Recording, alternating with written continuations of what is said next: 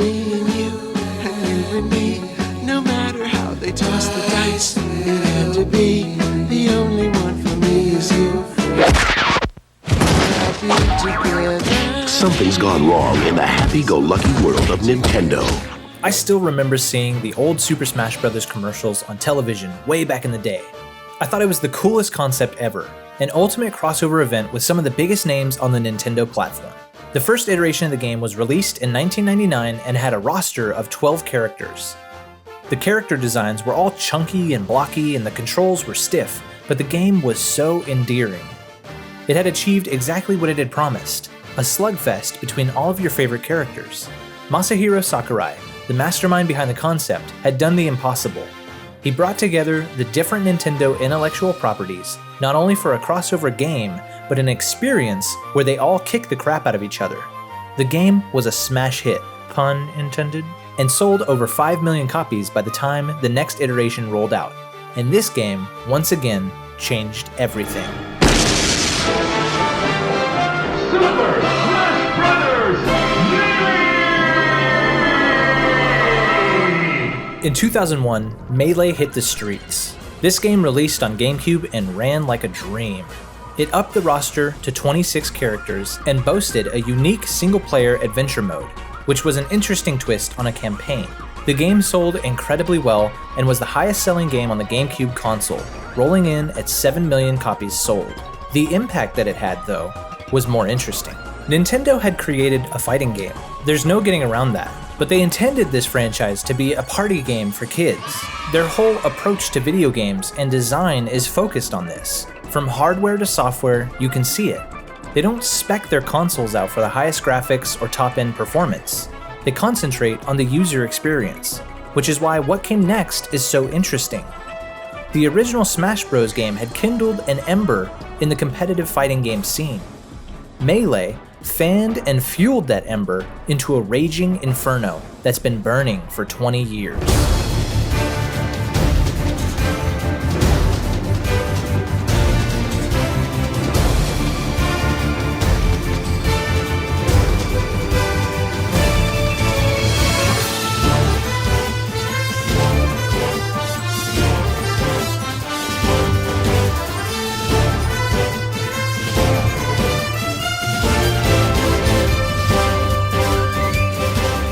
Melee gods rose to power and fell from prominence. There were heroes and villains, betrayal and redemption arcs. New blood entered the arena and became champions. The myths and legends of old showed a new generation the sacred ways, and with the constant discovery of new technology, life was breathed into an old game that continues to change and evolve to this day.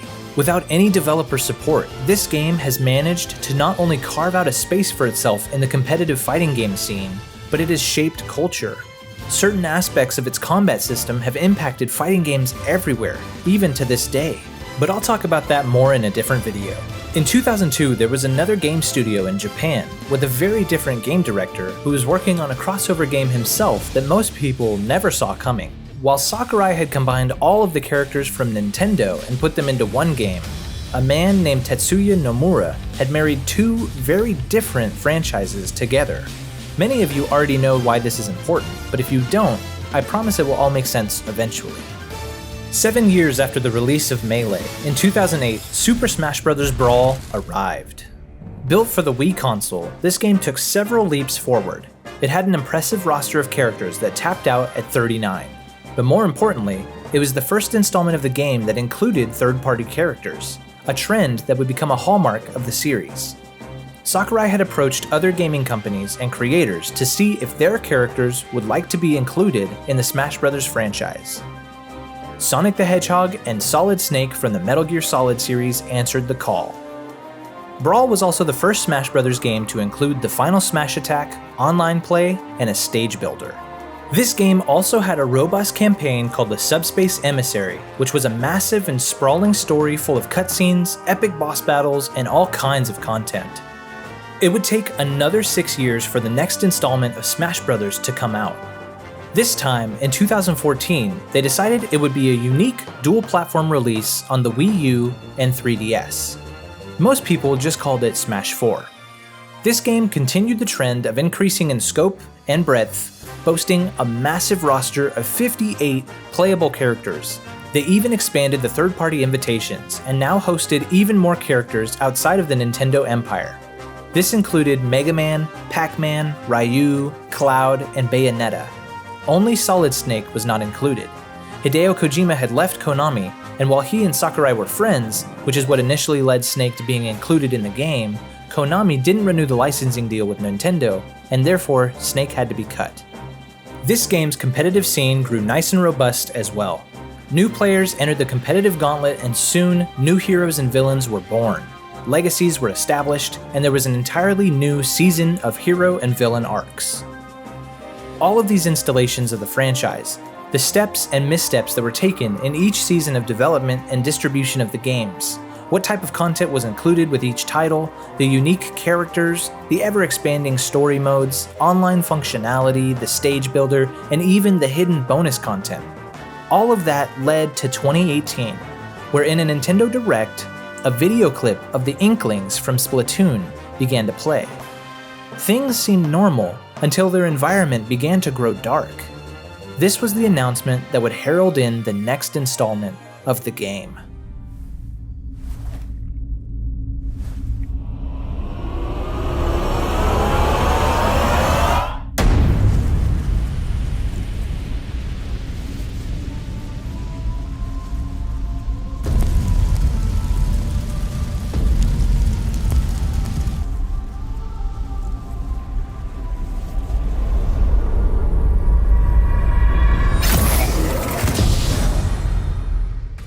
They revealed the next iteration in the Smash series with a working title.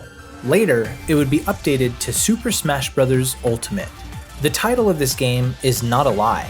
It's not a hyperbolic statement. This game is meant to be the quintessential Super Smash Bros. Experience. The scope of this installment is gargantuan. In Smash 4, there were 58 characters. In Ultimate, 3 years after its release, and after 2 full DLC sets, there are 89 playable characters. Anyone that was ever playable in a previous Smash game is back and has full representation. There are 116 stages, over 200 items. The game has over 1,100 songs, and features over 450 other video games. This is what Super Smash Bros. Ultimate represents. It took that initial concept that started way back in 1999 and brought it to its conclusion. This is the greatest crossover event that has ever happened in video game history. Ultimate became more than just the next installment in a fighting game series. It became a movement. Somehow, along the way, it transformed into a celebration, not just of Nintendo, but of video game culture and history as a whole. The hype and expectations that people had for every new character reveal were both exhilarating and filled with immense pressure. For Sakurai, as a game creator, no matter what new character he would announce and add into his game, it was always inevitable that certain people were going to be disappointed. Not everyone's choice of character would be able to make it into the game, which made the spots that were left that much more valuable. It is astonishing to me to see what Sakurai was able to accomplish with Super Smash Bros. Ultimate. After it was confirmed that the whole Smash 4 roster would be included, they began to announce the new characters that were going to be a part of the game's lineup as well. Inkling, Princess Daisy, Ridley, Simon and Richter Belmont, Chrom, Dark Samus, King K. Rool, Isabelle, Ken Masters, and finally, Piranha Plant as the first DLC character. This already answered the call of so many fans who wanted to see some of these characters added since the first few Smash Bros. Games. From there, the DLC character announcements got really crazy. Joker from Persona 5 stole the show with his flashy reveal trailer at the Game Awards. The heroes from the Dragon Quest games got a spot, Banjo and Kazooie got resurrected and put in the game, Terry Bogard from Fatal Fury, Byleth from Fire Emblem Three Houses, and Min Min from ARMS. Then came a reveal from way out of left field with Steve from Minecraft being added in. The next big addition was Sephiroth from Final Fantasy VII, who definitely has one of the coolest reveal trailers because he canonically one-shots Galeem, Smash Ultimate's final boss. Pyra and Mithra from Xenoblade Chronicles 2 got put in, and then came Kazuya Mishima from Tekken, who immediately started throwing the characters into a volcano. If you're a fan of Smash, you can look back across the years and remember exactly how you felt with each character's reveal. All the hopes and speculation that we had as to who was coming next continued to build anticipation with each new character announcement. If the character you wanted to see the most wasn't chosen, then maybe they would be selected next time. However, with the final reveal that was just announced, that cycle is now complete. There aren't any more announcements coming. The last and final character has been chosen.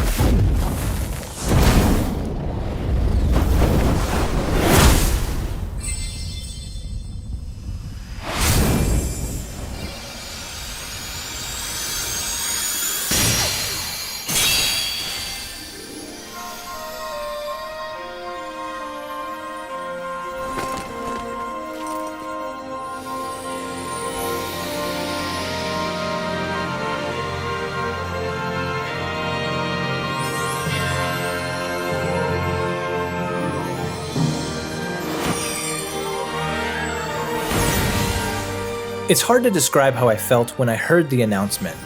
Sora from Kingdom Hearts was the character I wanted to see the most in Smash.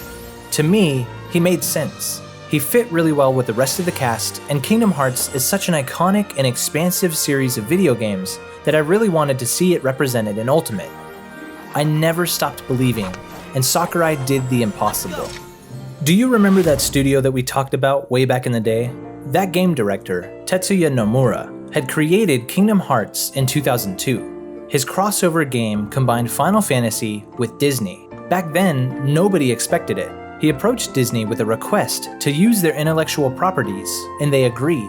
That unique and complex relationship that led to Kingdom Hearts is what had made Sora's addition to Smash Ultimate so difficult to achieve. Sakurai and Nintendo not only had to navigate and appease two different companies, Square Enix and Disney Interactive, but they had to wade through international licensing and copyright laws between different countries and continents.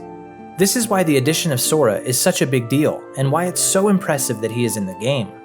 Disney, the entertainment behemoth, wanted a seat at the table of Super Smash Bros. Sakurai had made the impossible happen time and time again. With every version of the game, the dream and destiny of Smash kept growing. Once more, for a final time, he had achieved the impossible. Now, I know some of you don't care, and that's okay. I know there are probably others who would have rather had a different character. But even though I wanted Sora the most, and even if you didn't want him at all, I think that we can agree that the impossibility of him getting put into the game against all odds brought about by licensing and copyright red tape, the unlikelihood of the Kingdom Hearts crossover, this dream that we had becoming a reality, it's the perfect way to end things. It's the very spirit of Super Smash Bros. It's that new height being reached or the goal being completed. It is the very same essence of the original idea from way back in 1999 being played out to its conclusion. I'm not sure there was any other way that they could have ended Super Smash Bros. Ultimate. They had made the dream of so many players a reality. Super Smash Bros. Ultimate and Kingdom Hearts now shared one sky and one destiny. I don't know what's next for Nintendo. I don't know what comes next for Sakurai, although I hope it's a nice, long vacation. I don't even know what's next for Super Smash Bros. The only thing that I do know is that the future doesn't scare me at all, because nothing's like before. Thanks for watching, everyone, and thanks to the patrons who made this video possible. I'm Drew Malou, and I will see you storytellers in the next video.